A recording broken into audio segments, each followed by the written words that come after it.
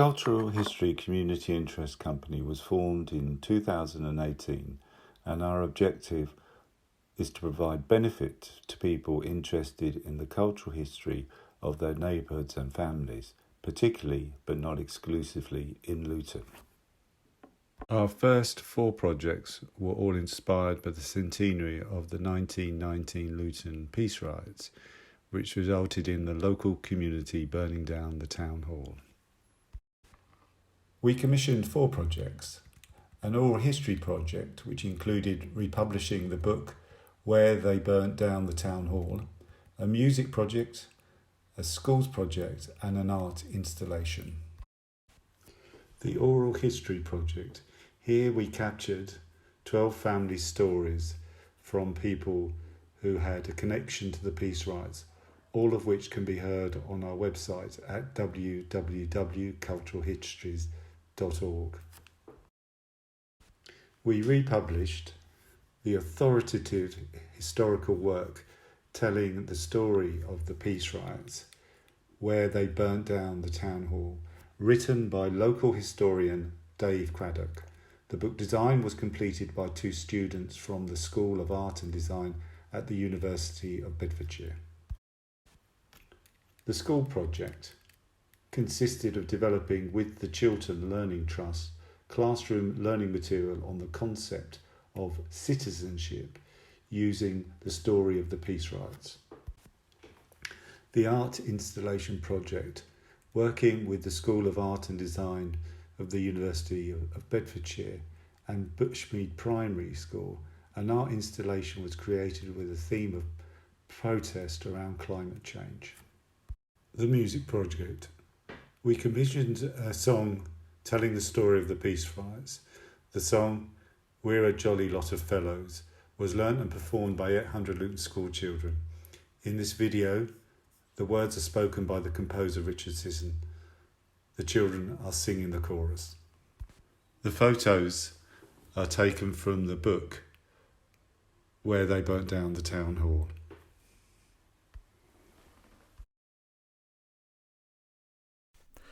The Peace Day Riots in Luton, July 1919. Somebody somewhere knows the what, the who, the when, the why, the how it all kicked off that rainy weekend in July. A peace day, nationwide, was planned to honour those across the land, loyal men who'd sworn an oath to serve, to fight, to die. A joyful celebration after 4 long years of war, a time to hymn the heroes, heal the wounds so red and raw. But here in Luton, what went wrong? Voices proud weren't raised in song. Let us ask some questions, we have to find out more. How decent men who'd served the cause, unflinching, brave and bold, a generation's valour pledged and then for poppies sold. From crowd to mob that night were turned. A torch was lit, the town hall burned. 100 years have passed, and yet the stories must be told. Don't forget to remember, as the pages of history turn. Don't forget to remember, or none of us ever will learn. Somebody somewhere knows the truth and where to lay the blame. For history to be satisfied, it helps to have a name. But hindsight shows it isn't fair to single out the hapless mayor. It wasn't him alone behind this sorry day of shame. The council played their doubtful part, so too the stern town clerk. A service for ex-soldiers rashly banned in Wardown Park. And those men too were so divided, who should march, quite undecided. Protestations, doubts and fears on history made their mark. A children's medal would be struck. A presentation made to those who, orphaned by the war, might march in the parade. But when the date was rearranged, these plans were ditched. The schedule changed, the youngsters left abandoned, and a nation's debt unpaid. Don't forget to remember, as the pages of history turn. Don't forget to remember, or none of us ever will learn. The war might have been over, the bruising battle won, Tommies home as heroes having thrashed the dreaded Hun. But life demobbed was hard, unjust. Men couldn't earn an honest crust. Being back in Blighty, broke, was not exactly fun. Supplies of food were rationed. For the poor, queues down the street, there was talk of profiteering by an upper-class elite. In the larder, empty shelves. Families couldn't feed themselves.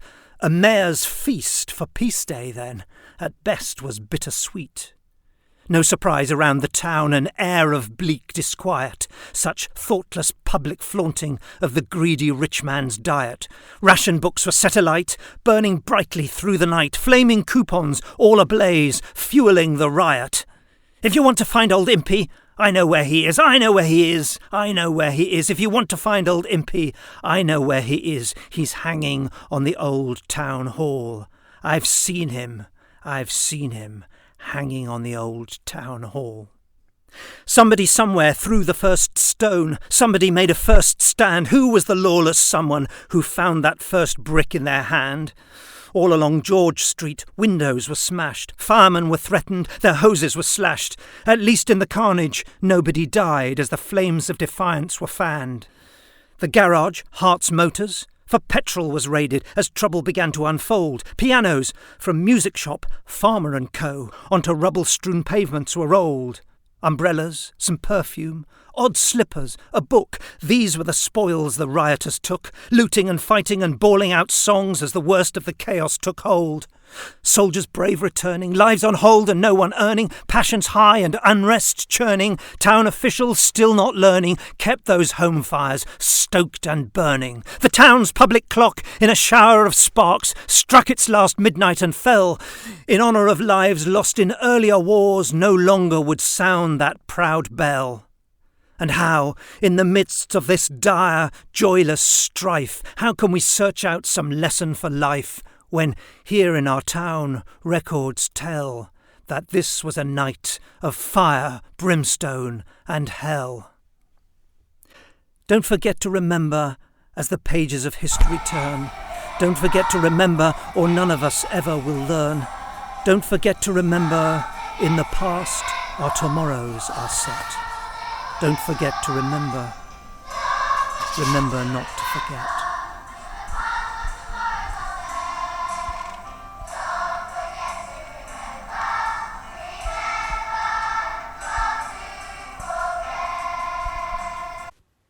The Historic Building Project.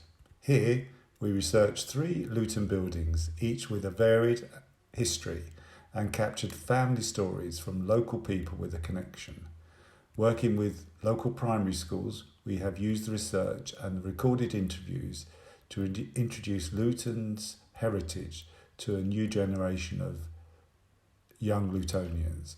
The buildings were the Gurdwara in Cardigan Street, the Islamic Centre at 116 Bury Park Road, and Chapel Langley School.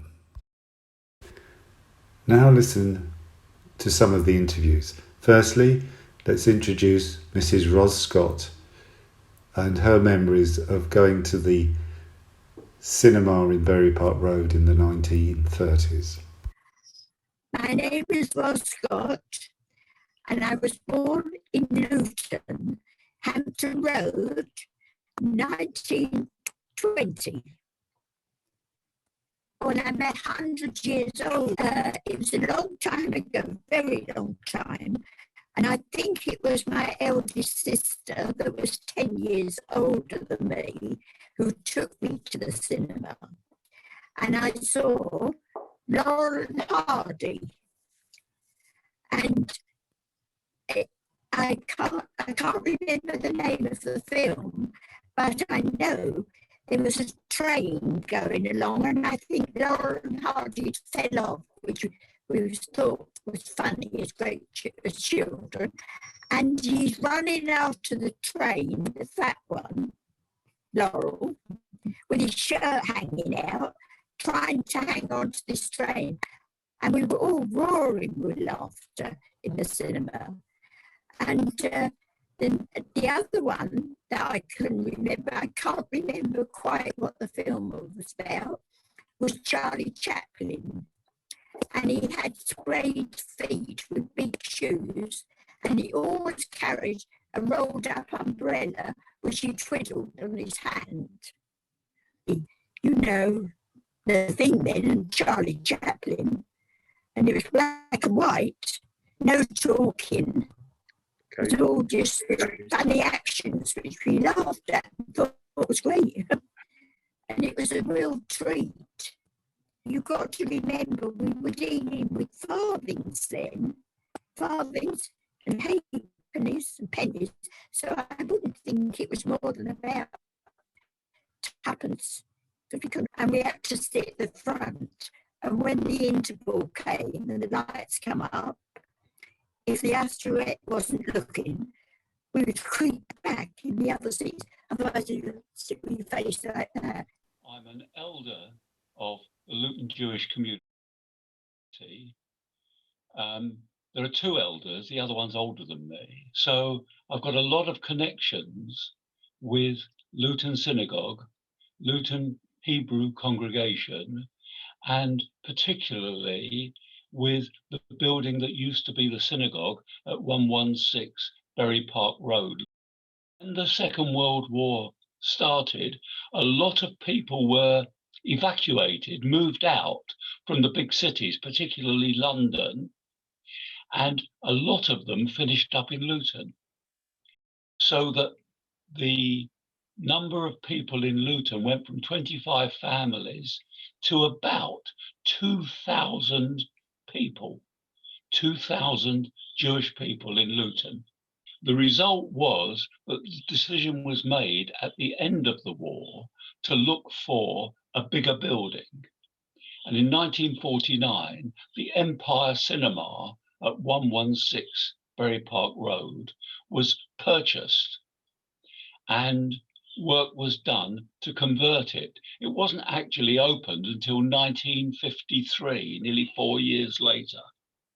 And by that time, a lot of the people who had moved out from London and other places because of the Second World War had actually gone and were no longer in the town. So there were about 200 people.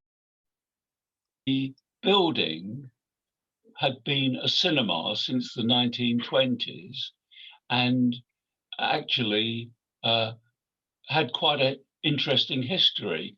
So, for instance, there's a picture of the inside of the cinema, and before it was a cinema, it had been a factory, the Dynamo Propeller Factory.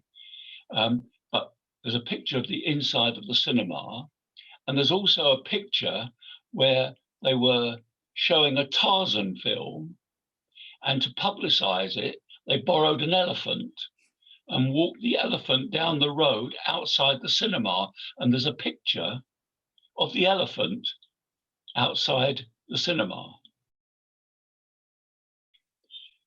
Over a period of time, the number of Jewish people living in Luton reduced, so that there weren't 200 anymore.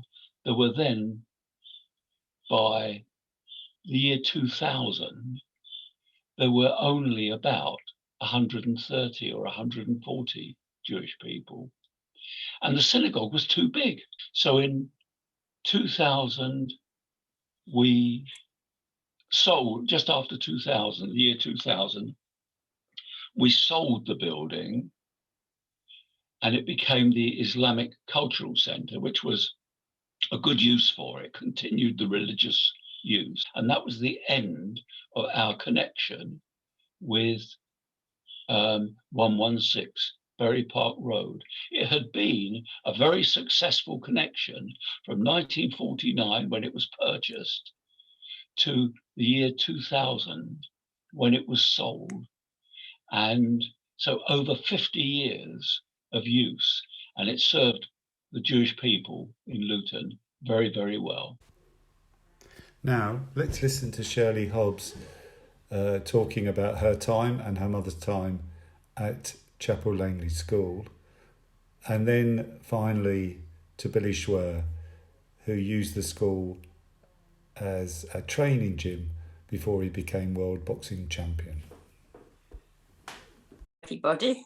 My name is Shirley Hobbs, and I'm going to tell you something about what it was like when I was at school.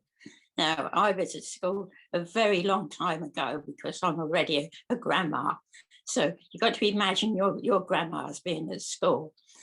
And I went to the Chapel Street School, and it's funny because I lived in Hillborough Road, and I think your school is in Hillborough, isn't it? I lived straight opposite where the school is now. But when I lived in Hillborough Road, there wasn't a school there. It was a playing field where the boys used to come up and play football there. And so because I lived at the top of Hillborough Road, I had to walk down the road and down Russell Street to the school at the bottom, which is Chapel Street School. And so I started at that school, at Chapel Street School, in the infant side of the school, which is still there, on the corner of Russell Street and Farley Hill. And I went into there when I was 5 years old. The sort of things we did, we all sat in a row, we sat in the same room, the classroom. We didn't go to other classes for any lessons. But what we did do was go outside in the playground. In the classroom, well, we had some of the lessons that you would have now, but very different, because we had to sit at our desks, all in rows, and then teacher would teach from the front. And it was a funny room as well. I'll tell you this that you might like to know. Didn't have central heating. We had a great big fireplace. Don't know whether you can understand that, but there's a big fireplace at the front where the teacher stood. So she stood with her back to this big fireplace. She was warm and the rest of us were cold. And we had reading and writing and sums. Didn't call it arithmetic then because we're only little right now. And we did these sums. And I'm going to show you it. Well, all our writing was done by pencil only, lead pencils made of wood, a bit like this. We didn't have pens or ink because they thought that we were too little to use ink. But I know we did when I got older, but not in this infant school. And we also had crayons to colour, and there's some of the crayons there to do our colouring. So they did allow us to do some colouring. Yeah. So it's nice to know that my mum also went to that school. So we're now talking of such a long time ago, nearly 100 years ago, when my mum went to that school. She lives in the town centre. And when I was looking for my stuff about the school, now she was a bit older than me when she was there, but this is one of her books that I found with her writing in. So this wouldn't be an infant school, this would be, and she had to do her spelling lessons, and this is some of her writing of her words she had to spell. Oh, that was in ink. You can tell that's ink writing, and it says on the front, from the borough of Luton. That was the people who owned the school then, the council, which is another word for the council. And it looks to me as though it was one big book that a teacher had cut in strips like this, so each child could have a book of their own. The teacher wasn't very pleased with my mum's writing, so she put here, I do not like this form of writing. I think that's what she put. I do not like this style of writing, but it looks very good to me. Hello, my name is Billy Schwer and I'm the former British, Commonwealth, European and World Boxing Champion. So my question to you is, would you like to be a world champion? Would you like to be world class? Us people from Luton, we're all world class. Now, I was born in Luton many, many years ago, and I love Luton. And what makes Luton very, very special are its people. So I'm very proud to say that I'm Luton Town. Everywhere I go all around the world, I talk about Luton Town and the people in it.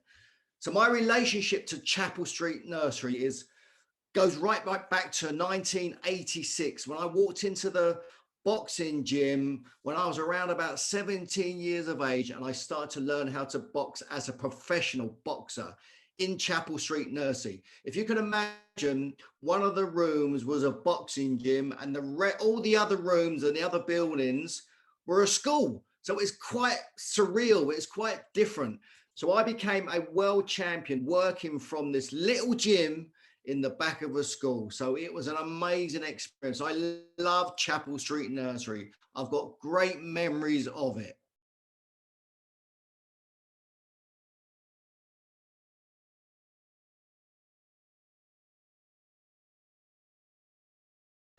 Don't forget to remember as the pages of history turn. Don't forget to remember, or none of us ever will learn. Don't forget to remember, in the past our tomorrows are set. Don't forget to remember. Remember not to forget.